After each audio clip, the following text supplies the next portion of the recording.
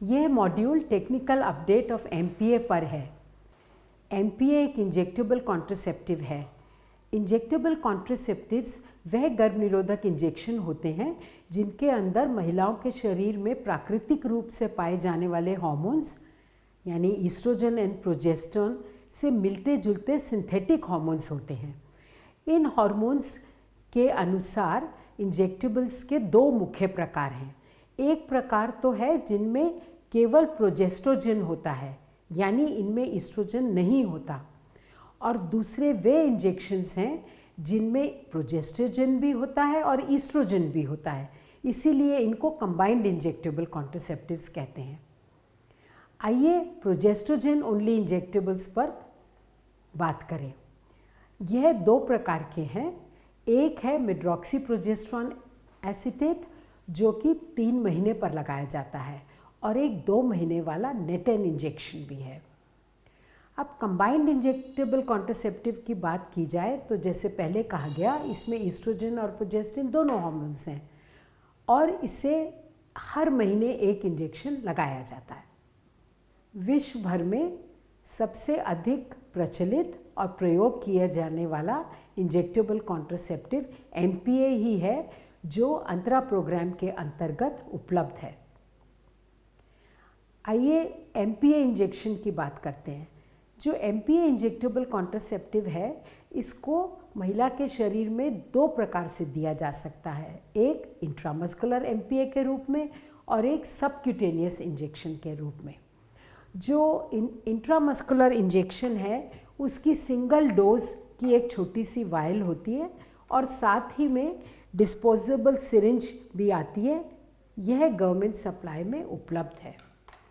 और जो subcutaneous injection है ये एक pre filled auto disable syringe है और एक यूनिजेक्ट सिस्टम से काम करती है, यानी ये एक विशेष सिरिंज है जिसके अंदर पहले से ही एमपीए भरा हुआ है और इसकी ये सिरिंज है, और एक बार जब इसको लगा देते हैं तो ये दोबारा भरी नहीं जा सकती और अपने से ही डिसेबल्ड हो जाती है, प्रयोग के काबिल नहीं रह जाती। आगे बढ़ने से पहले इस बात को जानना समझना बहुत ज़रूरी है कि चाहे इंजेक्शन इंट्रामस्कुलर रूप में लगाया जाए, चाहे एमपीए इंजेक्शन सबक्यूटेनियस रूप में दिया जाए, शरीर में जाकर उसका असर बिल्कुल सेम रहता है। दोनों की कैरेक्टरिस्टिक्स, विशेषताएं, उनके साइड इफ़ेक्ट्स, उनकी effectiveness, delayed return to fertility सब बिल्कुल सेम है, उसमें कोई अंतर नहीं है। कॉम्पोजिशन ऑफ एमपीए क्या है? जैसे कि पहले कहा गया, एमपीए एक प्रोजेस्ट्रोजन ओनली इंजेक्टेबल कॉन्ट्रासेप्टिव है। इसका एक्वस सस्पेंशन होता है जिसके अंदर मेड्रॉक्सीप्रोजेस्टेरोन एसीटेट के माइक्रो क्रिस्टल्स होते हैं जिनको इंजेक्शन के रूप में दिया जाता है।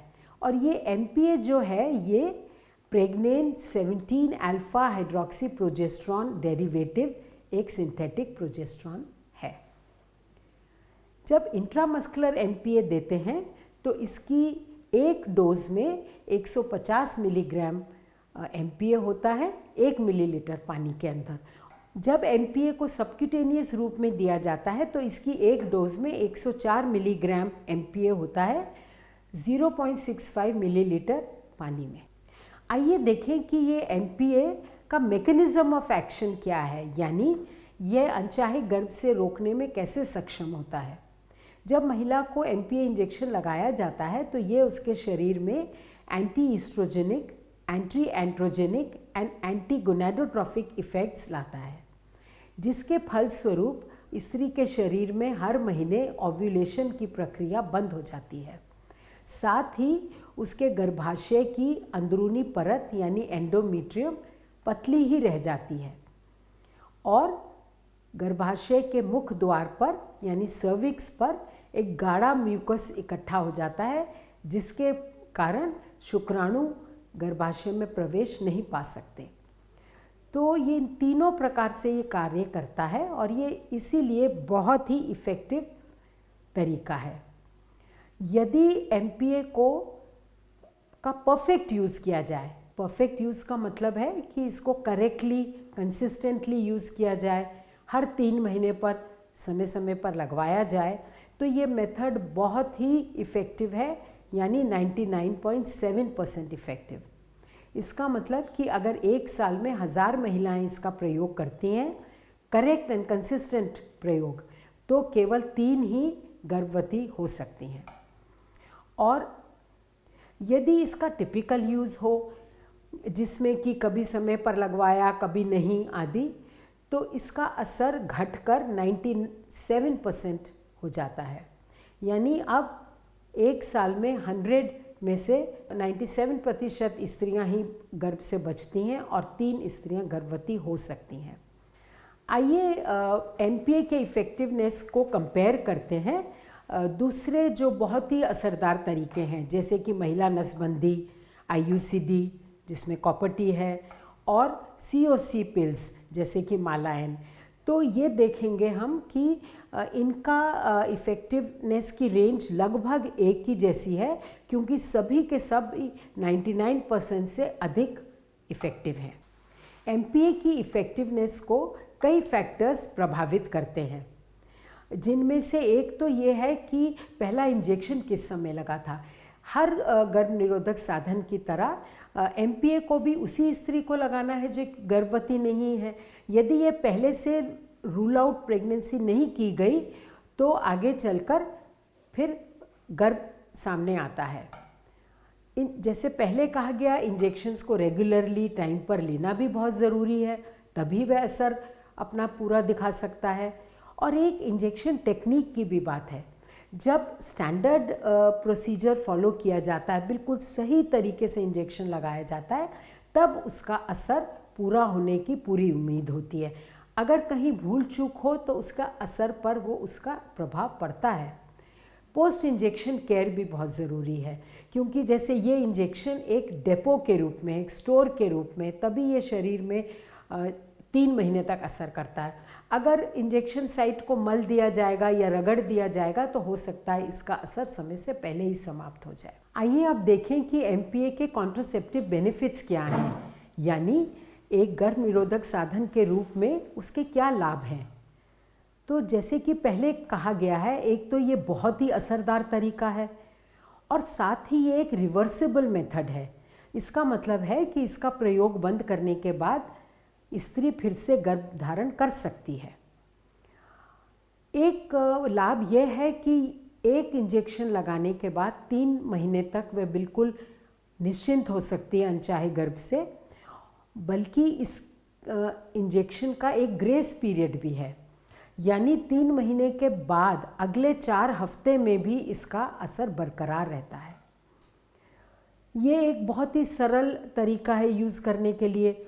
रोज़ रोज़ कुछ यूज़ नहीं करना, कुछ भूल जाने की का डर नहीं है, साथ ही कोई सामग्री भी घर में रखने की ज़रूरत नहीं है, और ये सेक्सुअल इंटरकॉर्स में भी कोई बाधा नहीं डालता है। एक बात ये भी है कि महिलाएं इसको एक बहुत ही प्राइवेट और कॉन्फिडेंशियल मेथड मानती हैं, क्योंकि केवल वही जानती हैं कि उन्होंने इस इंजेक्शन को लगवाया है। MPA को प्रजनन काल की किसी भी उम्र की महिलाएं यूज़ कर सकती हैं, चाहे वे कम उम्र की हों, चाहे वे अधेड़ उम्र की हों, और चाहे उनके बच्चे हों या ना हों। और देखिए, क्योंकि इसमें केवल प्रोजेस्टेरोन हार्मोन होता है, इसीलिए स्तनपान कराने वाली महिलाओं के दूध पर इसका कोई असर नहीं पड़ता, ना तो दूध की मात्रा पे, ना क्वालिटी पर। इसीलिए स्तनपान कराने वाली महिलाओं के लिए MPA एक बहुत ही अच्छी विधि है। हाँ, बच्चा हो जाने के 6 हफ्ते के बाद ही उन्हें ये इंजेक्शन लगाया जाता है। यदि किसी कारणवश महिला बच्चे को दूध नहीं पिला रही है तो ये प्रसव के बाद कभी भी जल्दी ही इस्तेमाल किया जा सकता है, यानी 6 सप्ताह से पहले भी।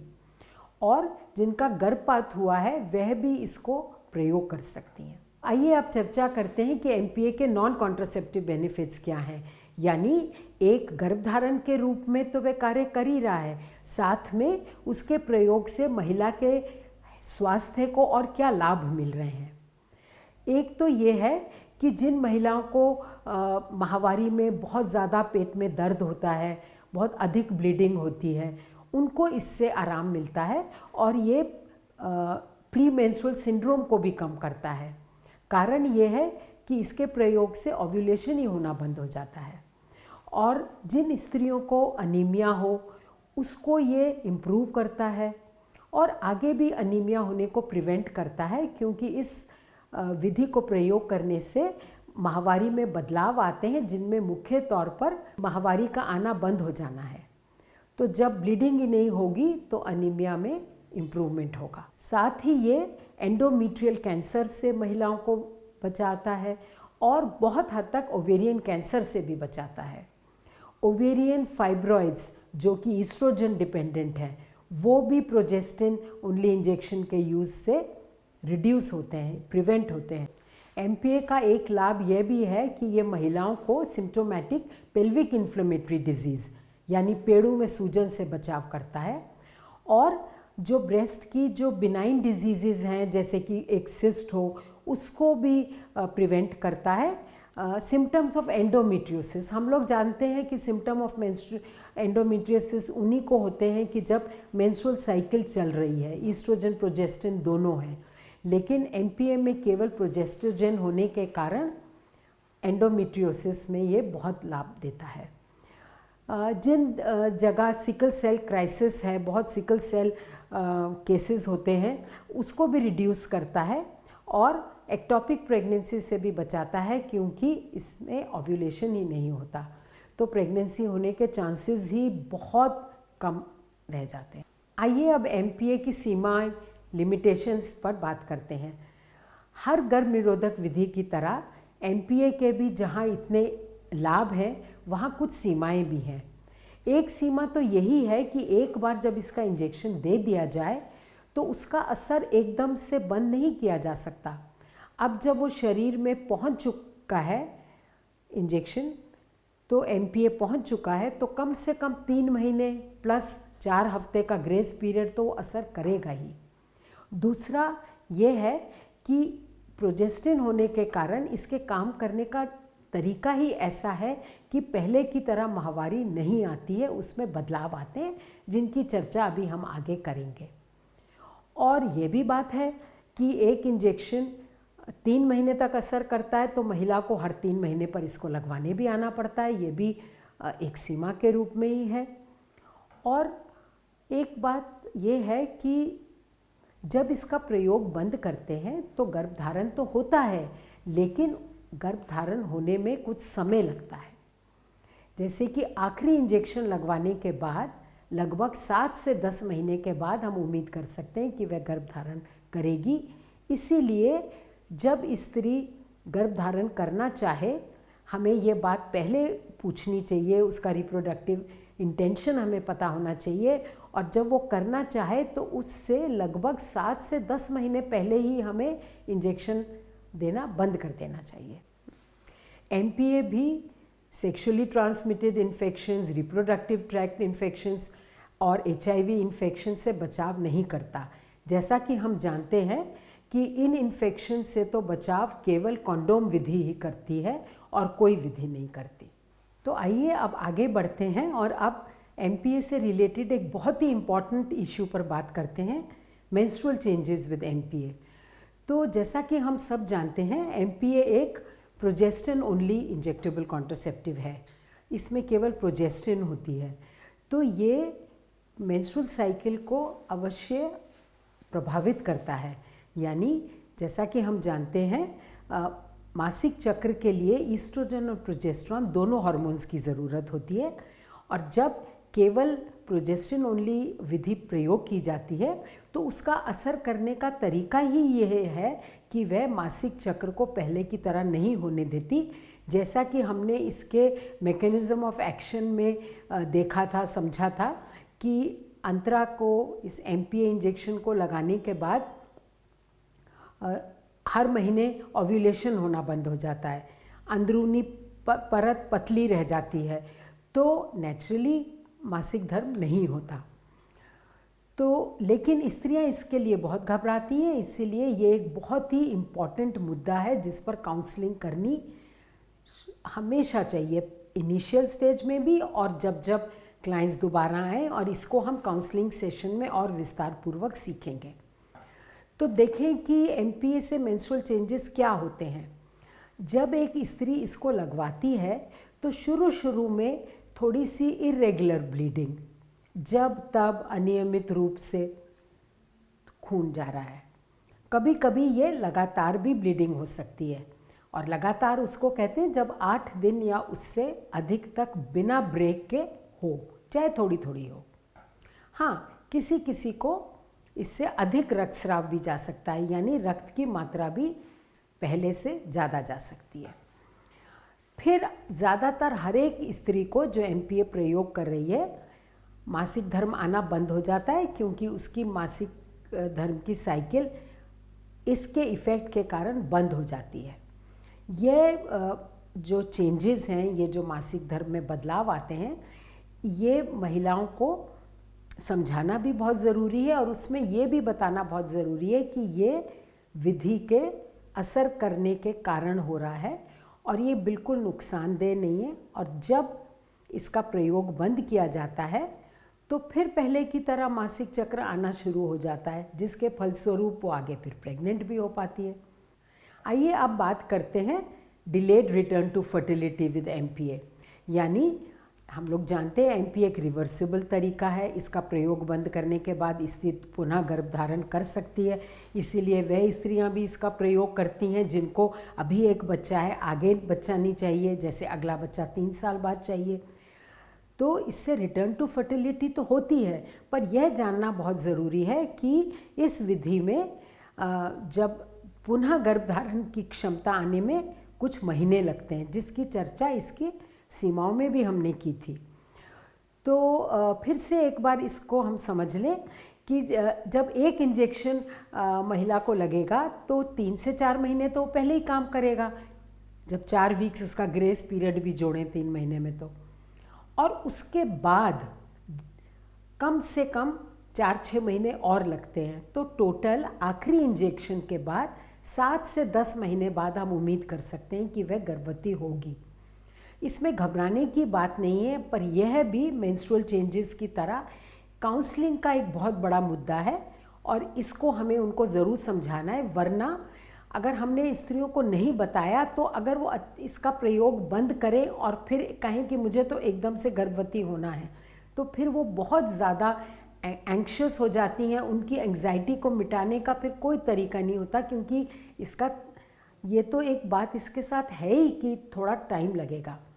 इसको हम कैसे डील करते हैं कि इसको हम स्त्री की रिप्रोडक्टिव इंटेंशन पूछते हैं और इसको लगवाना पहले ही वो बंद कर दे, ताकि फिर उसको ये एंग्जाइटी होना कि प्रेग्नेंट नहीं हो रही, ये स्थिति ना आए।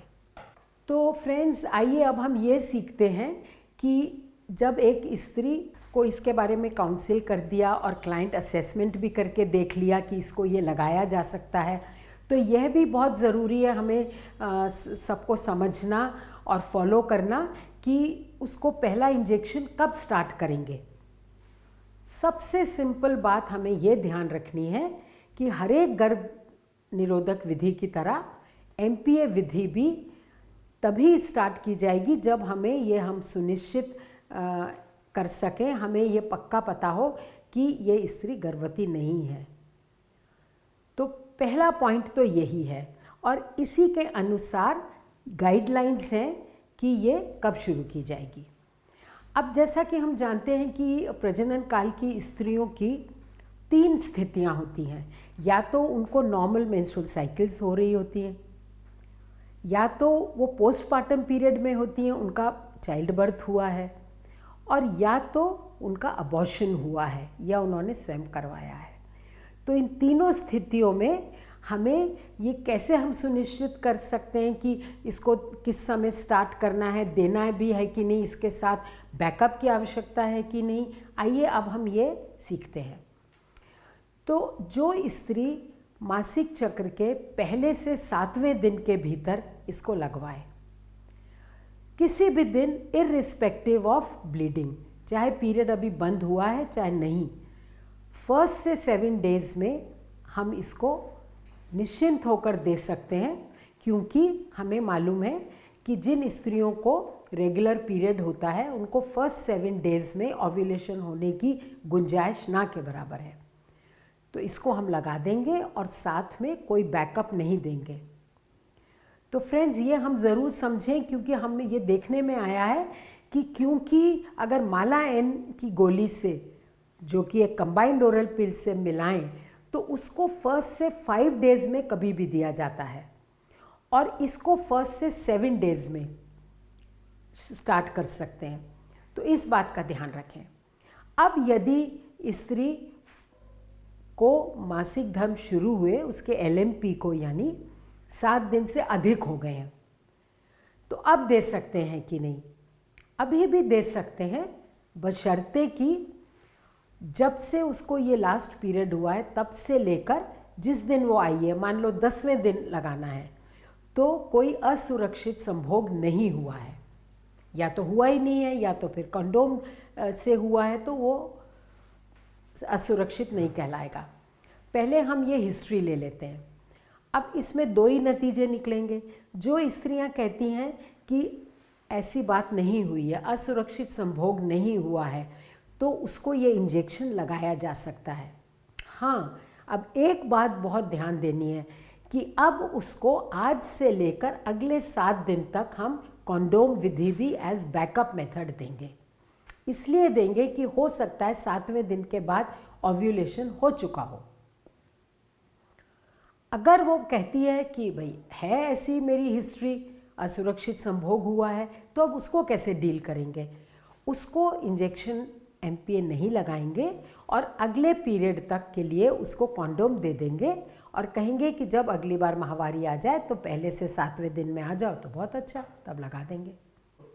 आइए अब देखें कि पोस्ट बॉटल पीरियड में गर्भपात के बाद MPA लग सकता है या नहीं, और लग सकता है तो कब लग सकता है? ये डेफिनेटली लग सकता है और ये एक पोस्ट बॉटल पीरियड के लिए बहुत ही अच्छी विधि है। तो बिल्कुल मेंस्ट्रुअल साइकिल की तरह यदि किसी स्त्री का गर्भपात में पहले से 7वें दिन का पीरियड है तो उसको दे सकते हैं। इनफैक्ट सबसे अच्छा ये रहता है कि बस गर्भपात हुआ और उसके तुरंत बाद इसको भी लगाकर ही भेजें। कारण ये है कि स्त्रियां तो ये नहीं जानती, लेकिन हम सर्विस प्रोवाइडर्स तो ये जानते हैं कि गर्भपात के बाद आगे वाले महीने में उसका ओव्यूलेशन हो जाएगा। यूजुअली देखने में आया है कि 10 से 14 दिन के भीतर में फिर ओव्यूलेशन हो जाता है, तो वो फिर गर्भ का शिकार हो सकती हैं, अनचाहे गर्भ का शिकार। तो इसीलिए या तो उसी दिन लगा दें और या पहले 7वें दिन में, जैसे हम चेकअप के लिए दोबारा बुलाते हैं उसको विदिन 1 वीक, तो उसको लगा दें और कोई बैकअप की ज़रूरत नहीं है। यदि वो 7वें दिन के बाद आती है बिल्कुल नॉर्मल मेंस्ट्रुअल साइकिल्स वाली स्त्री की तरह, इससे भी हम अनप्रोटेक्टेड सेक्स की हिस्ट्री ले लेंगे और अगर नहीं है तो हम MPA लगा देंगे, साथ में अगले 7 दिन तक कॉन्डोम को बैकअप मेथड के रूप में देंगे। तो MPA को स्टार्ट करने की एक स्थिति आ सकती है पोस्टपार्टम विमेन में, यानी डिलीवरी के बाद इसको कब शुरू करेंगे। तो डिलीवरी के बाद की जो स्थिति है स्त्रियों की, उसको हम 2 वर्ग में विभाजित करते हैं। एक वो जो स्तनपान करा रही हैं, जिसको कि बहुत हम प्रमोट भी करते हैं। हम जानते हैं ब्रेस्ट फीडिंग माँ और बच्चे दोनों के स्वास्थ्य के लिए बहुत अच्छा है, बहुत ज़रूरी है। तो जो स्त्रियां अपने बच्चे को अपना ही दूध पिला रही हैं, चाहे फुल्ली चाहे आंशिक रूप में, तो उनके लिए एक गाइडलाइंस है, और जो किसी कारणवश नहीं करवा पा रही उनको कब शुरू करना है वो भी एक गाइडलाइंस है। तो आइए पहले देखें उन स्तनपान कराने वाली स्त्रियों को MPA कब लगाया जाएगा जिन्होंने अभी बच्चे को जन्म दिया है। तो सबसे आसान इसमें यह, पहले हम ये ध्यान रखें कि स्तनपान कराने वाली स्त्रियों को हम पहले 6 सप्ताह में MPA नहीं देंगे, बल्कि हम तो कहेंगे उसकी ज़रूरत भी नहीं है, क्योंकि जैसा कि हम जानते हैं ब्रेस्ट फीडिंग विमेन को पहले 6 सप्ताह में ओव्यूलेशन होने के चांसेस ना के बराबर हैं। अब यदि 6 हफ्ते हो गए हैं बच्चे को हुए, मतलब बच्चा 1.5 महीने का हो गया है, तो अब हम उस स्त्री को MPA दे सकते हैं और हमें कोई बैकअप मेथड देने की ज़रूरत नहीं है। अब एक स्थिति आती है कि भाई सब तो 1.5 महीने पर नहीं आ जाएंगी, हो सकता है हमारे पास ऐसी पोस्टपार्टम विमेन आए जो कि 6 हफ्ता से तो ज़्यादा हो गए हैं चाइल्ड बर्थ उनका हुए, लेकिन अभी 6 महीने नहीं हुए हैं। यानी अगर बच्चे की उम्र से देखें तो बच्चा 1.5 महीने से 6 महीने के भीतर है, और हम तो बात कर रहे हैं ब्रेस्ट फीडिंग विमेन की। तो इसमें हम क्या करेंगे, पहले उससे पूछेंगे कि जब से ये बच्चा हुआ है महीना आना शुरू हुआ है। कुछ एक स्त्रियों को आना शुरू भी हो गया होगा। जिनको शुरू हो गया है उनको हम मेंस्ट्रुअल साइकिल्स की तरह ही ट्रीट करेंगे, उनको उसी प्रकार से देंगे। मेंसेस के फर्स्ट 1 to 7 डेज़ में देंगे विदाउट बैकअप, उसके बाद अनप्रोटेक्टेड सेक्स की हिस्ट्री लेकर बैकअप के साथ ऐसे। लेकिन ज़्यादा स्त्रियां ऐसी मिलेंगी जिनका अभी महीना आना नहीं शुरू हुआ है, बच्चा भी 6 महीने से कम है और वो दूध भी अपना पिला रही हैं। तो ये देखिए, हम जानते हैं ये लैम्प की 3 कंडीशंस भी हैं और ये ऑलरेडी उसको एक natural protection against unwanted pregnancy मिला हुआ है। तो इसमें हम इसको दे देंगे इंजेक्शन और इसको कोई बैकअप की ज़रूरत नहीं है। लेकिन अगर हमें लगे कि इसको कोई नीड है बैकअप की, जैसे कि 3 मेथड्स नहीं, 3 कंडीशंस लैम्प की नहीं फुलफ़िल कर रही है, तो फिर हम बैकअप मेथड भी ज़रूर देंगे। तो आप लोग को ख्याल होगा कि जो अभी प्री टेस्ट क्वेश्चनर हमने भरा था उसके अंदर इसके ऊपर एक क्वेश्चन भी था कि स्त्री आती है 4 महीने के बच्चे को केवल अपना ही दूध पिला रही है, मेंसेस भी आना नहीं शुरू हुआ, तो इशारा ये था कि वो लैम्प की तीनों कंडीशंस फुलफ़िल कर रही है, इसीलिए उसको एमपीए दिया जा सकता है और कोई बैकअप की ज़रूरत नहीं है। अब ब्रेस्ट फीडिंग विमेन की एक ये सिचुएशन हो सकती है कि वे बच्चे को तो दूध पिला रही हैं लेकिन 6 महीने से ज़्यादा हो गए हैं उनको बच्चे को जन्म दिए। तो ऐसे में हम क्या करेंगे, अब तो लैम्प के भी कोई उसको प्रोटेक्शन नहीं है और अक्सर उसको उम्मीद है मेंसेस आना शुरू हो गए होंगे, तो फिर मेंसेस की हिस्ट्री लेंगे, आ गए हैं तो मेंसेस के अनुसार शुरू करेंगे। अगर अभी भी वो एमेनोरिक है, यानी बच्चा तो 6 महीने से बड़ा हो गया है, दूध भी पी रहा है और उसको अभी भी महीना नहीं आया है, तब हम क्या करेंगे, तब हम प्रेगनेंसी को रूल आउट करेंगे। और हम लोग जानते हैं कि प्रेगनेंसी को कैसे रूल आउट किया जा सकता है, और फिर उसको हम एमपीए देंगे और अब हम उसको अगले 7 दिन के लिए बैकअप मेथड के रूप में कॉन्डोम्स भी देंगे। तो आइए अब हम चर्चा करते हैं कि एमपीए उन स्त्रियों को कब स्टार्ट करेंगे जो कि बच्चे को तो जन्म दी हैं लेकिन स्तनपान नहीं करा रही। तो यदि चाइल्ड बर्थ हुए 4 हफ्ते से कम हुए हैं तो हम एमपीए उनको स्टार्ट कर सकते हैं और बैकअप की ज़रूरत नहीं है, क्योंकि पहले 4 हफ्ते में ओव्यूलेशन होने की संभावना ना के बराबर है। यदि 4 हफ्ते से अधिक हो गए हैं बच्चे को जन्म दिए और वो तो ब्रेस्ट फीडिंग तो कर नहीं रही हैं, तो अब हम उनसे पूछेंगे कि क्या पीरियड हुआ है, क्योंकि हो सकता है पीरियड भी आ गया हो। Non breast feeding postpartum women को 1 मंथ के बाद पीरियड आ सकता है, तो फिर हम मेंसेस के अनुसार चलेंगे। और यदि नहीं आया है तो हम प्रेगनेंसी को रूल आउट करेंगे। और जब भी आप देखिए हम प्रेगनेंसी को रूल आउट करते हैं तो उसके बाद लगा देंगे, लेकिन अगले 7 दिन के लिए तब बैकअप मेथड के रूप में कंडोम की आवश्यकता ज़रूर पड़ेगी। तो फ्रेंड्स, अभी तक हमने ये आपस में सीखा कि normal menstruating women, post abortal women and postpartum women, both breastfeeding and not breastfeeding को ये एमपीए इंजेक्शन आरंभ कब करना है।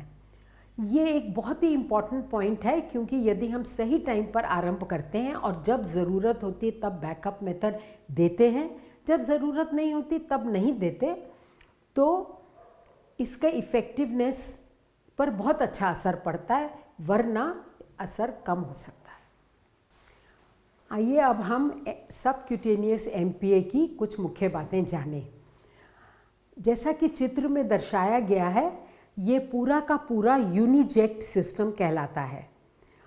तो आप देखेंगे कि इसके नीचे जो एक सफ़ेद गोल भाग है वो रिजर्वॉयर है, यानी उसके अंदर एमपीए भरा हुआ होता है, क्योंकि ये एक प्री फिल्ड सिस्टम है। तो ये इसके अंदर सफ़ेद रंग का एमपीए भरा हुआ है। उसके आगे बाहर जाने के लिए उसका एक रास्ता है जिसको पोर्ट कहते हैं, फिर एक छोटा सा गैप है और सबसे ऊपर नीडल है जो कि बहुत छोटी सी है और कैप से ढकी हुई है। देखिए छोटी सी नीडल है, क्योंकि इसे केवल त्वचा के नीचे सबक्यूटेनियस टिश्यू में ही जाना है।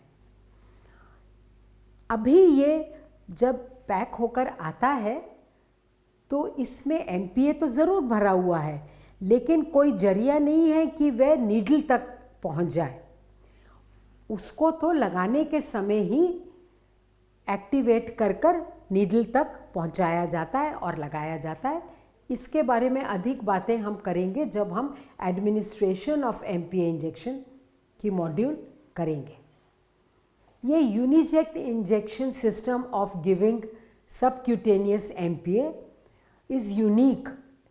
इसलिए ये यूनिक है कि इसको एक ही बार प्रयोग किया जा सकता है और फिर ये अपने आप डिसेबल हो जाता है, यानी इस लायक नहीं रहता कि इसमें दोबारा एमपीए भरकर दोबारा किसी को लगाया जा सके।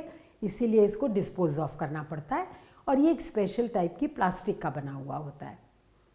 आगे बढ़ने से पहले ये बात मैं आपको फिर से बताना चाहूँगी, और क्योंकि ये बहुत ही महत्वपूर्ण बात है कि ये सबक्यूटेनियस एमपीए एक अलग विधि नहीं है। ये वही एमपीए इंजेक्टेबल कॉन्ट्रासेप्टिव है जिसे हम सरकारी तंत्र में अंतरा का नाम से जानते हैं। ये वही है। हाँ, इस एमपीए को स्त्री के शरीर में पहुंचाने का माध्यम केवल अलग है, या तो इंट्रामस्कुलर दिया जाता है और सबक्यूटेनियस में सबक्यूटेनियस दिया जा रहा है। तो ये अलग मेथड नहीं है और इसकी सारी विशेषताएं इंट्रामस्कुलर इंजेक्शन की तरह ही है। फिर भी थोड़ा सा ये बात कर लें कि आखिर इस यूनिजेक्ट इंजेक्शन सिस्टम के भी तो कुछ लाभ होंगे जो ये बनाया गया है। देखिए, एक तो ये है कि क्योंकि ये पहले से फिल्ड है तो इसको फिल करना नहीं पड़ता, अलग से डिस्पोजेबल सिरिंज से फिल नहीं करना पड़ता, और इसके चलते इन्फेक्शन प्रिवेंशन प्रैक्टिसेस में भी कोई विघ्न नहीं आता। दूसरी बात यह है कि इसकी नीडल बहुत ही छोटी सी है। आखिर जब इसको हमें केवल सबक्यूटेनियस टिश्यू में देना है तो नीडल तो छोटी ही होगी बनिस्पत इंट्रामस्कुलर इंजेक्शन के, जिसको डीप इंट्रामस्कुलर देना है। इसको क्योंकि रीयूज़ नहीं कर सकते तो इंजेक्शंस के कारण ट्रांसमिशन ऑफ पैथोजेंस यानी रोग किसी को लग जाना, वो साइकिल भी ब्रेक हो जाती है, वो नहीं होता है। एक इसका रख रखाव के लिए भी बड़ा बेनिफिट है, क्योंकि आप देखेंगे कि अगर इंट्रामस्कुलर इंजेक्शन इतने बड़े पैक में आता है तो ये एक छोटा सा पैक है, तो रखने में कम जगह लेता है, रखना बहुत आसान है ना। साथ में एक ये भी बात है कि इसमें हमने देखा था, अगर आप ध्यान से याद करें कि इसकी डोज जो थी 104 मिलीग्राम एमपीए की थी 0.65 ml में। तो जब हमने इंट्रामस्कुलर में 150 मिलीग्राम एमपीए दिया, इसमें हमने 104 दिया, यानी लगभग 30% डोज स्त्री के शरीर में इसकी कम दी। लेकिन वो कम डोज होकर भी क्योंकि सबक्यूटेनियस टिश्यू में पहुंचती है तो बहुत जल्दी एब्जॉर्ब होकर और वो एक जो पीक लेवल है उसका आ जाता, हाफ जो ब्लड लेवल्स होते हैं, और वो इफ़ेक्ट करना शुरू कर देती है। तो ये एक थोड़ा सा एडवांटेज है जो कि इतना कोई ख़ास बात नहीं है, पर हाँ यह भी एक जरिया है देने का। और ये इश्यू कि इंट्रामस्कुलर इंजेक्शन क्या है, सबक्यूटेनियस इंजेक्शन क्या है, ये हम सर्विस प्रोवाइडर्स के लिए बहुत मायने रखता है, क्योंकि इनको दोनों को देने का ढंग अलग है और वो हमें सीखना पड़ता है। डीप इंट्रामस्कुलर इंजेक्शन देना तो हम सभी जानते हैं, लेकिन यूनिजेक सिस्टम से सबक्यूटेनियस कैसे देंगे वो भी सीखेंगे। पर क्लाइंट्स को इससे कोई फ़र्क नहीं पड़ता कि उनको सबक्यूटेनियस इंजेक्शन लगाया गया हो या इंट्रामस्कुलर, क्योंकि उसके सारे लाभ, उससे अनचाहे गर्भ से प्रोटेक्शन और साथ में उसकी सीमाएं, साइड इफ़ेक्ट्स, उन्हें वही सामना उन्हीं का करना पड़ेगा। तो इसमें comparison of subcutaneous and intramuscular MPa है। और जैसा कि हम देखेंगे कि इसकी पैकेजिंग की बात पहले से हो गई है। इसकी डोज दोनों की अलग अलग है, एक में 104 मिलीग्राम एमपीए देते हैं, एक में 150 मिलीग्राम देते हैं, उसकी भी बात हो गई है। और क्योंकि सबक्यूटेनियस के लिए हमको सबक्यूटेनियस टिश्यू चाहिए, इसीलिए उसकी site of injection intramuscular injection से अलग है, क्योंकि वहाँ तो हमें मसल चाहिए। तो क्या है ये साइट्स, आइए इसकी बात कर लें। जहाँ भी स्त्री के शरीर में अधिक से अधिक रूप में हमें सबक्यूटेनियस टिश्यू मिल सकता है, इसको वहीं लगाया जाएगा। तो ये या तो थाई का अपर पोर्शन है, या नेवल के नीचे अपर एब्डोमेन में बहुत अच्छा लूज सबक्यूटेनियस टिश्यू मिलता है। अपर आर्म में भी लगा सकते हैं अगर सबक्यूटेनियस टिश्यू हो। और जैसा कि हम जानते हैं कि इंट्रामस्कुलर इंजेक्शन तो डेल्टॉइड में अपर आर्म में लगता है, या ग्लूटियल मसल में लगता है, हिप या बटक्स पे। तो अब मोड ऑफ एडमिनिस्ट्रेशन कैसे होगा? सबक्यूटेनियस टिश्यू है में जो जाएगा तो नेचुरली उसको स्किन की डर्मल और एपिडर्मल लेयर को पार करते हुए खाली लूज सबक्यूटेनियस टिश्यू में पहुंचना होगा, जबकि इंट्रामस्कुलर इंजेक्शन है डीप इंट्रामस्कुलर। और फिर वही बात है, सबक्यूटेनियस के लिए छोटी सुई हैं और इंट्रामस्कुलर के लिए थोड़ी लंबी सुई हैं। ईज़ ऑफ एडमिनिस्ट्रेशन देने वाले को थोड़ा ये लगता है कि सबक्यूटेनियस टिश्यू बहुत आसानी से मिल जाता है, विशेषकर अगर स्त्री थोड़ा की सेहत थोड़ी ठीक हो थोड़ा, तो उसको बहुत इजीली मिल जाता है। हाँ, बहुत पतली दुबली में थोड़ा देखना पड़ता है, लेकिन इंट्रामस्कुलर में तो हमें देखने हैं कि वो लोकेट करना है कि स्पेसिफिक वो मसल हमें कहाँ मिलेगा।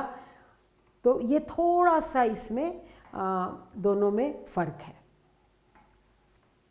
अब टेक्निकल अपडेट ऑफ एमपीए के इस मॉड्यूल के अंत में हम यह चर्चा भी कर लें कि यदि कभी ऐसी स्थिति आती है कि एक प्रकार के एमपीए से दूसरे प्रकार के एमपीए के रूट में स्विच करना पड़े, यानी इंट्रामस्कुलर एमपीए की जगह सबक्यूटेनियस एमपीए देना पड़े उसी क्लाइंट को, या सबक्यूटेनियस क्लाइंट से एमपीए को देना पड़े, तो क्या किया जाएगा?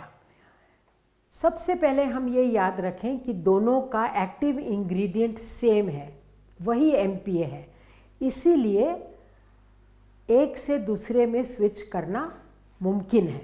हाँ, इसको हम रूटीन स्विचिंग नहीं बनाएंगे। अगर कभी ऐसी स्थिति आ जाती है कि पहले हमारे पास स्टॉक में इंट्रामस्कुलर था, अब सबक्यूटेनियस है मान लीजिए, तो स्विचिंग कर सकते हैं, वो सेफ है और उससे कोई इफ़ेक्टिवनेस भी समाप्त नहीं होती। हाँ, जिस समय एक इंजेक्शन का, पहले इंजेक्शन का असर समाप्त हो रहा है और दूसरी डोज ड्यू है, उस समय हम एक, मान लीजिए इंट्रामस्कुलर इंजेक्शन लगवाती आ रही थी एक क्लाइंट, नेक्स्ट डोज लगवाने की अब ज़रूरत है, तो उस डेट पर अब हम उसको सबक्यूटेनियस एमपीए लगा सकते हैं।